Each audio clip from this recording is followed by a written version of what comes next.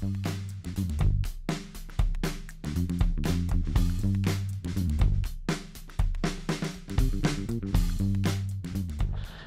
everybody, it's been a little while. If you're new to my channel, basically I don't record videos for the sake of it, and I don't just throw up videos day after day if I just don't think they're going to be that relevant or interesting for you to watch. I've been working a lot recently, and by the time I get home it's pretty dark. I didn't really want to just film me running up and down in the dark. It's not that exciting for viewing. The landscape's pretty boring, it's residential, and above all you probably wouldn't be able to see or hear me, which makes it pretty pointless viewing in my opinion. Added to that, I don't actually have a watch at the moment. So the Garmin Fenix 5, which I had, it wasn't charging at all. I have to keep sort of leaning at certain angles to get any charge out of it, and it was actually draining the battery trying to charge itself. So I sent it back. I'm due a replacement, which actually means I'm running blind, if you like. Obviously in my local area I've got an idea about the distances I'm running, but essentially no idea for pace, just running on feel, which is quite freeing. But obviously if you want to aim for particular paces, or you've got an idea in mind of what you want to do, it's quite hard to do that without a watch.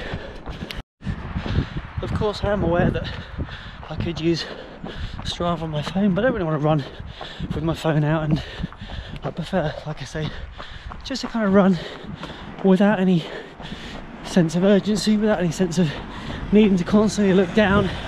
I'm just running to run and enjoying it in the moment. I can't even say how long this run will be because I'm just going to run. It'll probably be dictated by the darkness, to be perfectly honest.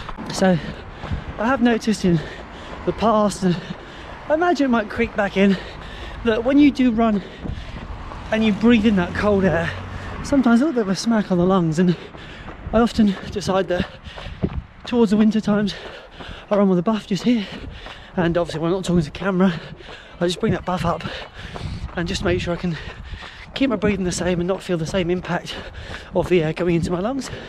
It's not a tip as such, but it's something that I've noticed in the past that can sometimes have an effect, and it's good to just be aware of it, and like everything, better to have it and not use it than to need it and feel like you're struggling just because of the way the air hits you when you inhale.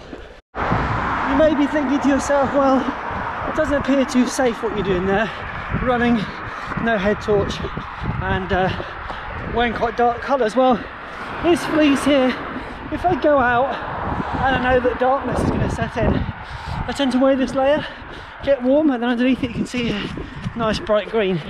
It's likely that in the next clip I'll be having this layer removed and a nice bright green underneath, visible, nice and clear, and just keeping yourself safe, because it's really hard sometimes to remind yourself that you're not in the summer anymore, and those autumn evenings are turning to winter, so things just get darker a lot sooner. And also you've got to be mindful of the route you take. I'm looking down, I'm looking at the camera because it's quite uneven underfoot, and so I want to make sure my foot placement's correct. I'm not ignoring you, just making sure that I'm keeping one foot in front of the other and my face up here and not on the tarmac. Yeah, there's no time for flybys. We've got to get back before the darkness, so none of those cool epic shots you're used to. No music, just go, go, go. In the space of what, 15 minutes, 20 minutes? Okay, I'm slightly undercover, but the darkness has really set in, and again, a prime example of, I suppose, how not to do it, but I've got to be prepared, and should really have my head torch.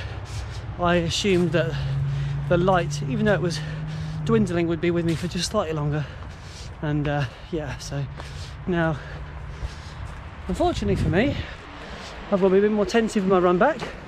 Going downhill, I don't want to trip, so the run's just going to slow down slightly.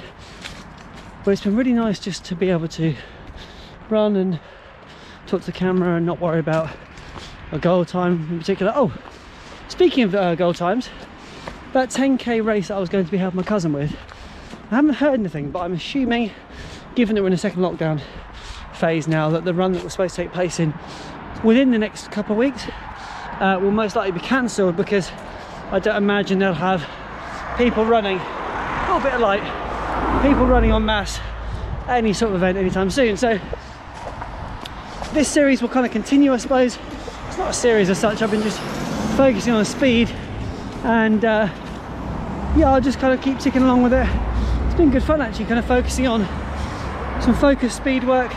The trouble is though, I was relying on my watch for the workout program. Of course that's not on me, so it's kind of had to halt the proceedings for this week, but I'm going to sign off now. However, please check back on Sunday where I'm going to record a video at home, and it tells you a bit more information about a live stream that's happening this Wednesday night, and about a race, well, virtual race that I'm going to be doing 3 weeks tomorrow. It's a monster. It's a real monster. So, hopefully see you Sunday. Love you. Take care.